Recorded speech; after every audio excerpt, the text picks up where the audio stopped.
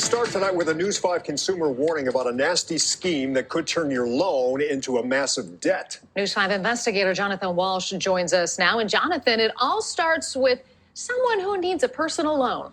Yeah, it's something that haunts a couple from Elyria to this day. All they wanted was to get settled into their own home, a new home that they had just gotten. Now, a simple phone call took them down a frustrating path and took us to Texas to find out more. Before we find out more, let me go ahead and say I appreciate y'all for stopping by. Make sure you hit the like button, subscribe if you are new. This is a segment from a Cleveland, Ohio news program where they're going to basically speak about people who took out a loan and now they're in trouble. Financial literacy is important, and it is something that the community could stand to learn from.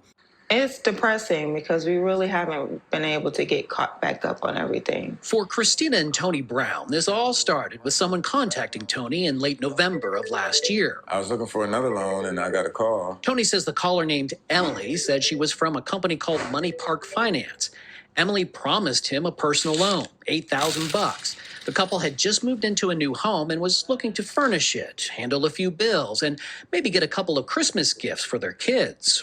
So let me just go back to what he just said a second ago. They just moved into this home, so I'm going to assume that they have a mortgage because they want to fix it up, handle a few bills, and buy some Christmas gifts. That tells me right there that these people are already behind the 8 ball and not in a good financial situation. And yet they were able to buy a home. So now they want to furnish the home.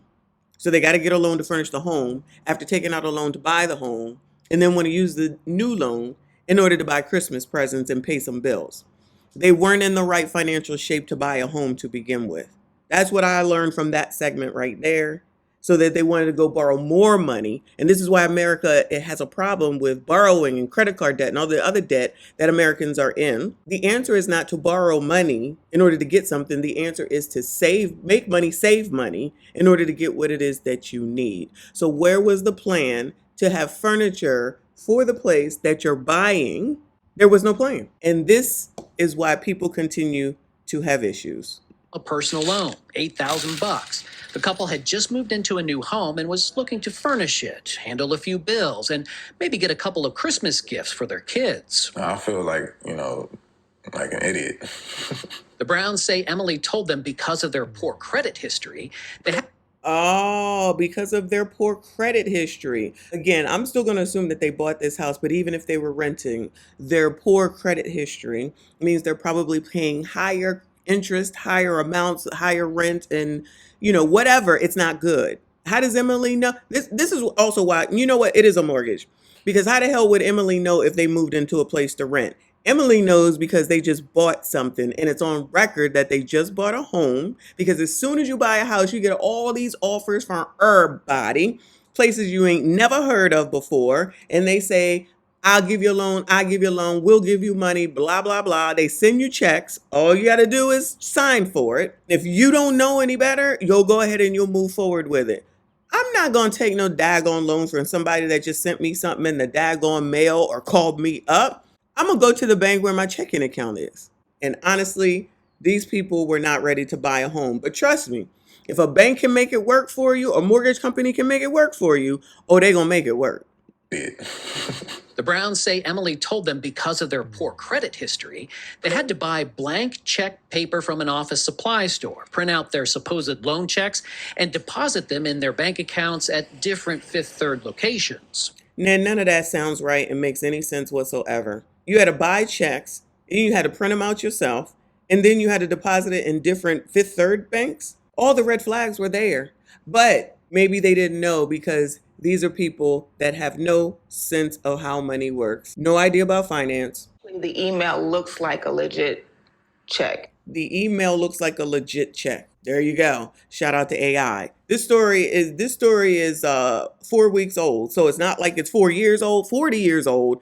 It is last month. Has your name on it and everything? Everything. Even the back where you sign, it says endorsed, and all of that it all looks legit. They say Emily then told them to buy gift cards and send back the numbers on those cards. Y'all, come on now. Come on now. Good old Emily from the random phone call got one on the hook. She got a worm on the hook. and said, just go buy, and then after that, go buy some gift cards. Child, where they do that at? Oh yeah, scams are us.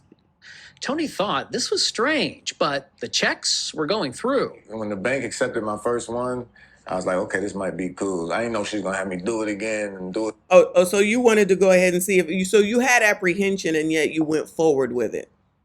The sign of someone who's not in a good financial position and shouldn't be buying houses. Again. I started getting upset because I'm getting off of work and I'm running around Lorain County trying to get these checks done and deposited, and then have to turn right back around and go buy gift cards. Ma'am. Anyway, Lord help your people. And then have to turn right back around and go buy gift cards. After pleading with Emily through many text messages, finally the Browns had enough and talked to a bank manager. At that very moment, Emily texts me and tells me she's going to kill me and she's going to ruin Tony and my life. So we see a lot of fake checks being circulated. Bank tellers may not know the difference. Ryan Lippy is a consumer educator with the Ohio Attorney General's office. Anybody telling you to print checks, anybody telling you to buy gift cards, if they have a special payment method in mind, it's probably a special case of being scammed. The signs were all there. When I say Dave Ramsey can help, Susie Ormond can help, Melody Hobson can help, and many other people that are actual legitimate people who know what they're talking about. Like, it doesn't make sense to go and get the help that you need. Just keep listening to your aunties. I know they know all the information. On its website, Money Park Finance uses a near duplicate logo of another Money Park company that handles finances overseas.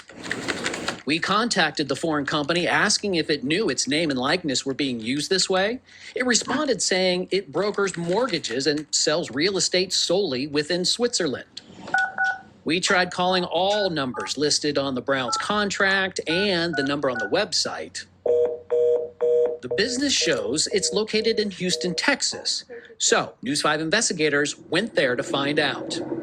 In downtown Houston, there is no such address. There is a hotel where, if the address actually existed, it would be there, but it's like a hotel lobby. I don't see any sign of a money park in here. meanwhile, we uncovered the state of California filed this desist notice to Money Park Finance after that state got a similar complaint to the Browns' problems. Money Park is not registered either in California or Ohio to do business. They want you to act fast. They want you to think flat-footed. They don't want you to be thinking with a rational mind. Tony tells us Fifth Third locked his bank account and says he has to pay thousands to the bank for the fictitious checks, all thanks to some crafty schemers. They basically just got rich from using my name and her name and our accounts. Because I'm having to work more shifts at work to be able to get caught up, and he's doing a lot as well. So we're still not where we should be because of this. What happened was, listen, if you need a loan, you go find your loan. There's always going to be offers in the mail once you buy a house. They're going to keep coming. They're going to keep coming. They're going to keep coming. They're going to keep coming. Besides, people like this will be looking at records, deed recordings, and all those types of things to see who the heck it is that they can reach out to see who will take the bite. Now, Emily, or whoever it was, because you know her name ain't really Emily, was definitely on a scam. But y'all should have known what the red flags were to not be taken in. These people needed money so badly that they just took someone that happened to be calling them, took them for their word, and did everything that they said, as opposed to going to their own local bank in their own local community or seeking out their own financier in order to use for what it is that they needed. Just a terrible situation. We contacted Fifth Third several times to see what help it could give the Browns. It sent a statement that says, in part, it is unable to comment on specific consumer accounts. Fraud is unfortunately escalating and becoming increasingly sophisticated and convincing. Sir, I'm not really sure what y'all thought the bank was supposed to do. They're the ones that are the second victim because of the first set of people who were victims from Emily. I know people just think that these banks are supposed to say, oh, it's okay, you didn't know, and say, you don't have to pay it back. That's not how it works. That's just not how it works. It's not the teller's responsibility to know that who you're using is a scam. It's your responsibility as the consumer and the person putting that daggone check in the bank. and they actually could say that it's some sort of a fraud enough, depending on what the amount is, because we don't know. Or it was $8,000, so it's not enough to maybe be arrested for. But if they wanted to be jackasses, I'm sure they could find a way to bring the police into it. Even though fraud happens all the time, banks take losses from fraud every day, all day, every year. It's a part of the business. What they're not going to do is take it on the chin, especially when you all allowed this to happen, in this case, these people. The news broadcast is trying to make the big bad bank seem bad, as they always do, and say, woe is me, all poor thing, for the actual people who are the people that are the adults that should have known that none of this made sense. As I always say, what the hell do I know? Y'all let me know what you think. Make sure you hit the like button, subscribe if you are new. I see you all in the next one.